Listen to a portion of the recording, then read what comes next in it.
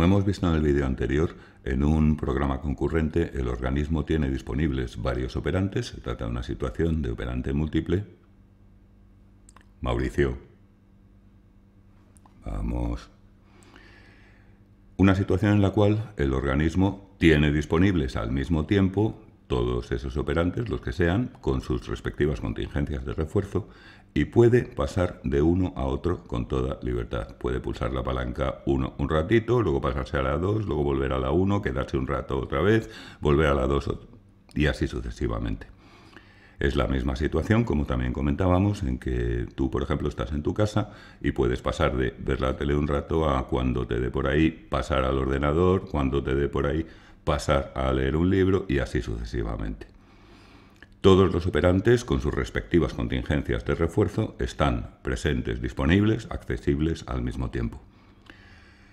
En un programa concurrente encadenado, la cosa es diferente. El organismo tiene que elegir de antemano con cuál de los operantes va a trabajar durante un tiempo. Cuál de ellos es el que va a estar disponible y va a ser el único durante un tiempo. Los restantes operantes, los no elegidos, quedan desactivados. Por mucho que el organismo los realice, no recibe refuerzo. Esta es una situación que se parece más, por ejemplo, por poner un caso intuitivo, que imagínate que tú tienes libres un cuatrimestre determinado las tardes de los jueves. Entonces te planteas dos opciones. Puedes apuntarte a unos cursos de un idioma que te interesa, o bien puedes apuntarte a un gimnasio. No te puedes apuntar a los dos porque son al mismo tiempo. Si te inscribes en el gimnasio, no vas a poder ir a las clases de idiomas, y si te inscribes en las clases de idiomas, no vas a poder asistir al gimnasio. Y todo ello durante un periodo. Con lo cual, la elección la tienes que hacer antes, la tienes que hacer de antemano. La cuestión es, ¿será capaz un animal no humano, una rata por ejemplo, de aprender a elegir lo que más le conviene en estos términos? Si te das cuenta, esto es bastante más difícil en términos de las capacidades que requiere. En cierto modo es como si la rata que se adapta a un programa básico, pues bueno, ha hecho el grado. La rata que se adapta a un concurrente normal ha hecho un máster, un posgrado.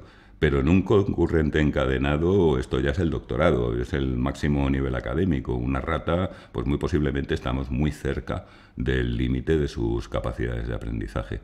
¿Conseguirá la rata elegir lo que más le conviene de antemano para un determinado periodo de tiempo? Esa es un poco la pregunta que nos planteamos con los programas concurrentes encadenados. Para estudiarlo en el laboratorio utilizamos un dispositivo, de nuevo una cámara, una caja de Skinner modificada, muy modificada en este caso, que consiste de dos habitáculos, dos cámaras, en las cuales se realizan las dos fases del programa concurrente encadenado, llamadas fase de elección y fase de respuesta o terminal. En la fase de elección, el organismo se encuentra en una situación en la que hay dos palancas, la palanca A y la palanca B, vamos a llamarlas, ninguna de las cuales le proporciona reforzadores alimentarios. Si el organismo, que lógicamente ya viene moldeado y con afinidad por la conducta de presión de palanca, presiona una de ellas, por ejemplo, la palanca A, van a ocurrir tres cosas. Primero, en la siguiente cámara, en la de la fase terminal, se activa la palanca 1. En este caso, en nuestro ejemplo, da un programa de refuerzo de razón variable 10. Segundo, se desactiva la otra palanca.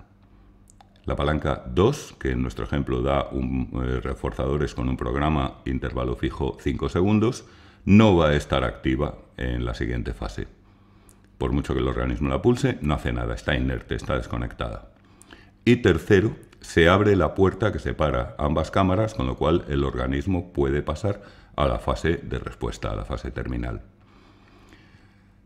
En esa situación se queda el organismo durante un tiempo fijo, un tiempo que, por ejemplo, supongamos 15 minutos, durante los cuales puede hacer lo que le parezca para obtener los más reforzadores que sea capaz, con el único operante que está activo, que está funcional, que está disponible, que es el que él ha elegido. Pasados esos 15 minutos de la fase de respuesta, 15 minutos o los que sean, volvemos a empezar. Situamos al organismo de nuevo en la cámara de la fase de elección y puede volver a pulsar la palanca A o la palanca B, con lo cual, bueno, si ahora pulsa la B, pues ocurrirá exactamente lo contrario. Se activa la palanca 2 y se desactiva la 1. Y todo esto se repite una y otra vez en una fase de adquisición que suele ser muy larga. Los resultados son claros. Tras una fase de adquisición suficientemente prolongada, el organismo acaba eligiendo mucho más a menudo la situación que le resulte más adaptativa, la más rentable.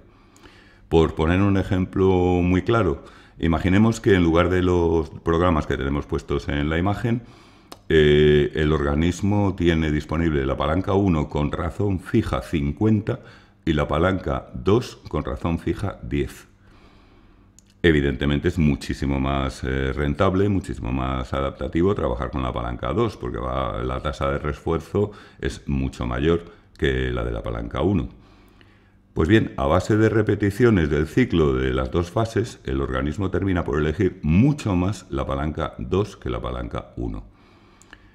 Es decir, efectivamente se está adaptando a la situación, está tomando de antemano y como si dijéramos con un compromiso temporal, la elección que más le conviene. Hay un resultado adicional que es bastante curioso, que es que el organismo, los organismos en general, y está probado en muy diversas especies, tienden a preferir con cierta tendencia los programas variables frente a los fijos en igualdad de circunstancias. Por ejemplo, si se trata de un razón fija 5 y un razón variable 5, pues el organismo va a mostrar una tendencia mayor a responder a la palanca que le proporciona acceso a la situación en que está activo el programa de razón variable. Es curioso tratar de imaginar a qué se puede deber esto. Una posibilidad es decir, bueno, pues es que a los seres vivos nos va la marcha, nos gusta la incertidumbre, la sorpresa. Una alternativa quizá un poco más seria podría tener que ver con los sesgos mnésicos, los sesgos de memoria, que hacen que tendamos a valorar más o a tener mejor recuerdo o un recuerdo más saliente de las situaciones beneficiosas, de las situaciones gratas respecto a las que no lo son. Por ejemplo, si dentro de 20 años tú te vuelves a reunir con tus compañeros y habláis de cómo era la vida en la universidad y todo esto, cosa que muy probablemente haréis, hay una cosa que probablemente te llame la atención, que es que, claro, a juzgar por vuestras conversaciones, esto era un jardín de rosas. Todo era muy divertido, todo era muy gracioso, y es que los seres humanos tenemos ese puntito optimista de recordar mejor las situaciones o las anécdotas o las vivencias agradables frente a las desagradables. Les damos más prelación. Entonces, ¿qué ocurre? Pues que, claro, en un programa de razón variable hay ocasiones en que la recompensa viene mucho antes de lo esperado. Cuando en un razón variable 5 te toca el caso en que a la segunda respuesta ya te da la recompensa, eso es algo de alguna manera inesperado y de alguna manera muy grato y a lo mejor se recuerda mejor. De todas formas, todas estas cuestiones son puramente especulativas. Lo único que conocemos con seguridad es el hecho empírico de que existe esa tendencia ligera pero sistemática a elegir más, en igualdad de las demás circunstancias, los programas variables frente a los fijos. Cuál sea la explicación en último término es algo que de momento, con criterio científico, no conocemos. Solo podemos especular. Hay una variante de los programas concurrentes encadenados que permite estudiar un fenómeno de enorme interés e importancia desde muchos puntos de vista. Son los llamados estudios de autocontrol. Aquí lo que sucede es que vamos a manipular, vamos a cambiar, vamos a modificar deliberadamente tanto la magnitud como la demora de los reforzadores. No tocaremos el programa de refuerzo. Utilizamos una cámara semejante, idéntica básicamente, a la que se emplea en los concurrentes encadenados que acabamos de describir. Lo que sucede es que ahora La palanca 1 en la fase de respuesta, en la fase terminal, va a dar lugar a reforzamiento continuo. Y la 2 también. ¿Qué es lo que varía entonces? Pues varía que la palanca 1 proporciona recompensas de mayor magnitud, tanto en cantidad como en calidad, en ambas o en una de ellas, pero con una demora larga. Es decir, desde que el organismo pulsa la palanca hasta que llega la recompensa, pasa un tiempo sensible. En cambio, en la palanca 2, la recompensa es mucho más pequeña, de menor magnitud, pero se da de forma inmediata. Esto es lo que varía. Ambas palancas funcionan con refuerzo continuo. Cada vez que hay una pulsación, una respuesta, hay una recompensa. Fíjate en la estructura que implica esta situación. Todos los seres humanos estamos permanentemente sometidos al dilema entre una recompensa grande que tarda tiempo en llegar y una recompensa pequeña que es inmediata.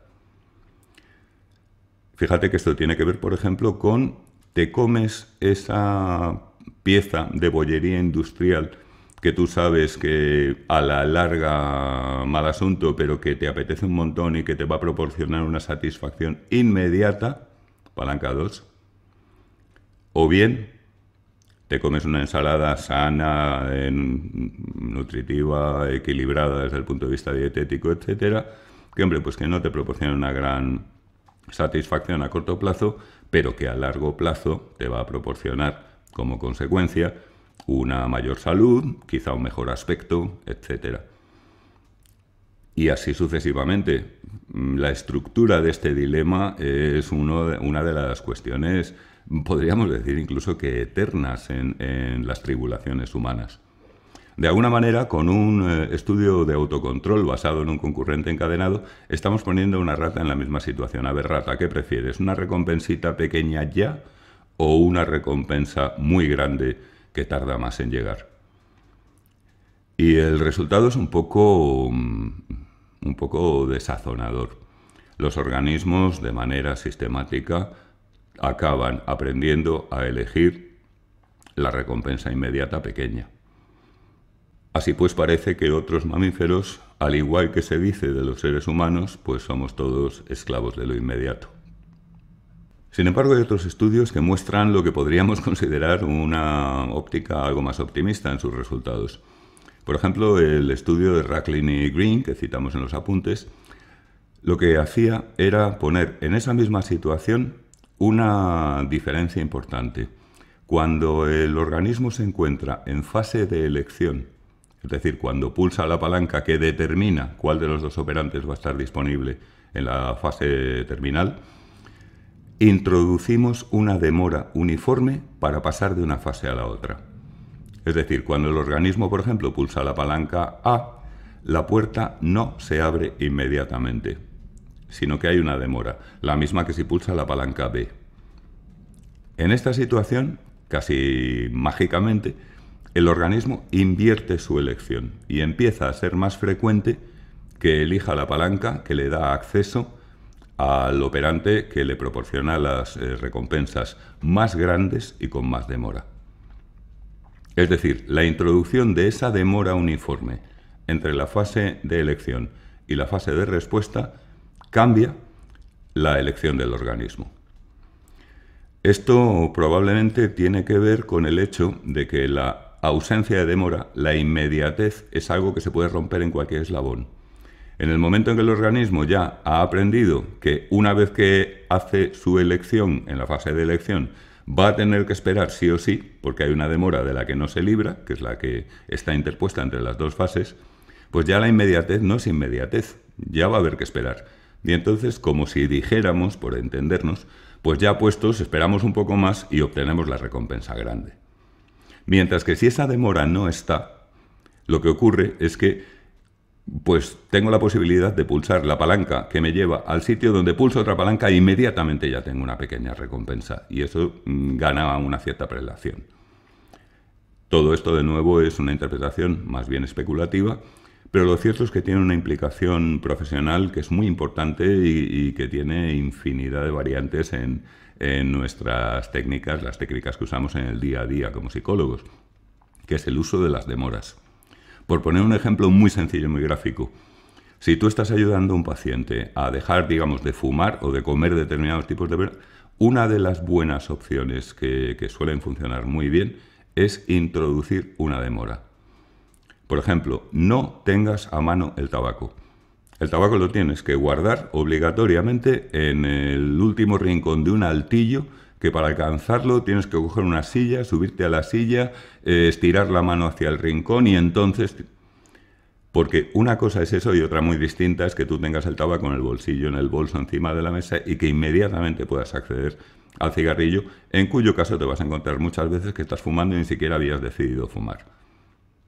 El añadir esa demora, no te voy a decir que cure el tabaquismo, evidentemente, pero contribuye. Ayuda al organismo a, como si dijéramos, replantearse si no le merecería la pena aceptar un poco la demora y obtener la recompensa mayor de una vida más saludable. Esto no es más que un ejemplo gráfico. El uso de demoras introducidas artificialmente en un tratamiento es variadísimo y muy amplio y funciona muy bien. Aquí lo dejamos por hoy. Pronto acabamos ya con los programas de refuerzo y pasamos a otras cosas. Muchas gracias y hasta la próxima.